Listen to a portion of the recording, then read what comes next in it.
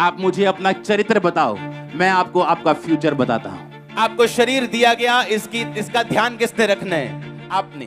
पाप वाला जो जीवन है ये बड़ा डेंजरस है, क्योंकि हो सकता है आज आप गुनाह में हो और आशीषित हो रहे हो।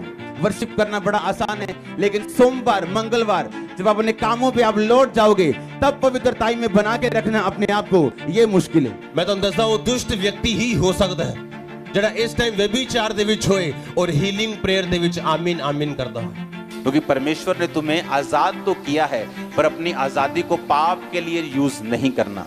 पवित्र पवित्र पवित्र सेनाओं का यहोवा। आप अपना कैरेक्टर कभी बदल नहीं सकते। एक व्यभिचारी कभी चेंज नहीं होता। बूढ़े हो जाते 70-75 साल के हो जाते, गर्लफ्रेंड नहीं छूटती उनसे, क्योंकि बाइबल कहती है पाप के ऊपर फतेह पाने की ताकत सिर्फ यीशु मसीह के पास है। उसने कहा मैं तुम्हें वो चरित्र दूंगा जो सब नामों से, सब चरित्रों से श्रेष्ठ है। यीशु मसीह का चरित्र ऐसे इस दुनिया में किसी का नहीं था और ना होगा, इसलिए सब लोग उसे मानते हैं उसके कैरेक्टर के कारण। कहता मैं तुम्हें वो कैरेक्टर दूंगा जो सब कैरेक्टर से श्रेष्ठ है, और जब तुम उस कैरेक्टर में बोलोगे दुष्ट आत्मा को जाने के लिए, वो जाएगी। ਬਾਈਬਲ ਇਸ ਲਈ ਪੜ੍ਹਨੀ ਹੈ ਆਪਾਂ ਪਰਮੇਸ਼ਵਰ ਦੇ ਦਿਲ ਨੂੰ ਸਮਝ ਸਕੀਏ ਕਿ ਬਾਈਬਲ ਦੇ ਵਿੱਚ ਲਿਖਿਆ ਕੀ ਹੈ। ਇੱਕ ਬੰਦੇ ਨੇ ਅਗਰ ਕੁਝ ਕੀਤਾ ਉਹਦਾ ਅਸਰ ਕੀ ਹੋਇਆ, ਜੇ ਨਹੀਂ ਕੀਤਾ ਉਹਦਾ ਅਸਰ ਕੀ ਹੋਇਆ। ਯਾਕੂਬ ਦੀਆਂ ਕਿੰਨੀਆਂ ਪਤਨੀਆਂ ਸੀਗੀਆਂ? 2।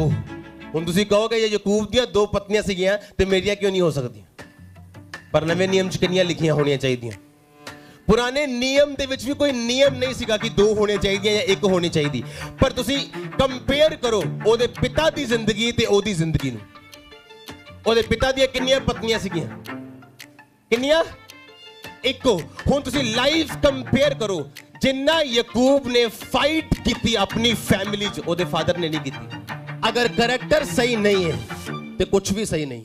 आज आपको ये फैसला लेना है, क्योंकि जब आप पाप का जीवन जीते हैं तो इसका मतलब ये नहीं कि मुसीबतें अभी आपकी लाइफ पर आएगी, लेकिन आप एक ऐसी डायरेक्शन पर चल पड़े हो जिसका एंड 100% रॉन्ग, 100% रोने वाला और 100% फ्रूटलेस होगा, और उसका एंड बहुत भयानक होगा। जैसे आप मोबाइल पकड़ते हैं, आपको शैतान गंदी फिल्मों की ओर लेके जाना चाहता है, वो आपको गंदगी की ओर दिखाने की ओर लेके जाना चाहता है।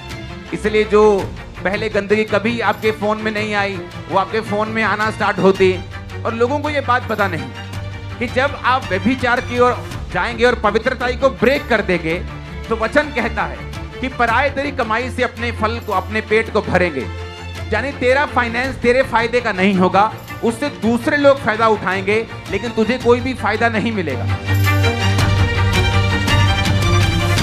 क्या आप इमेजिन कर सकते हैं एक शरीर का काम आप और आपके परिवार और जनरेशन के नाश होने का कारण बन सकता है, और उसी शरीर के काम से फ्री होना आपकी और आपके जनरेशन की ब्लेसिंग का कारण भी बन सकता है। मेरा विश्वास है कि यीशु मसीह के नाम के ऊपर मेरा फेथ है, तो क्या मैं व्यभिचार कर सकता हूं?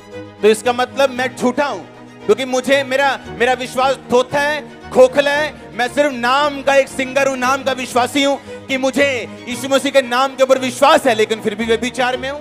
अगर मेरा विश्वास जीसस क्राइस्ट के नाम अनोमा चरित्र के ऊपर है, तो मेरा चरित्र भी कैसा होना चाहिए? उसी के जैसा, क्योंकि मुझे विश्वास है उसके चरित्र के ऊपर। क्योंकि पवित्रता एक हथियार है, एक वेपन है आपके पास। आप इस वेपन को यूज कर सकते हो शैतान के खिलाफ, उसके किंगडम के खिलाफ। आप देखोगे पवित्रताई में जीने वाले लोग, परमेश्वर ने कहा मैं दुश्मनों के गढ़ में तुझे बढ़ाऊंगा और कोई तुझे टच नहीं कर पाएगा, कोई तुझे छू नहीं पाएगा। मैं उनके मत्थे में, भाइयों के मत्थे में तेरा अभिषेक करूंगा, और दुश्मनों के सामने, तेरे सामने मेज बिछाऊंगा। उस मेज पर दुनिया की हर एक अच्छी वस्तु तेरे मेज के सामने होगी।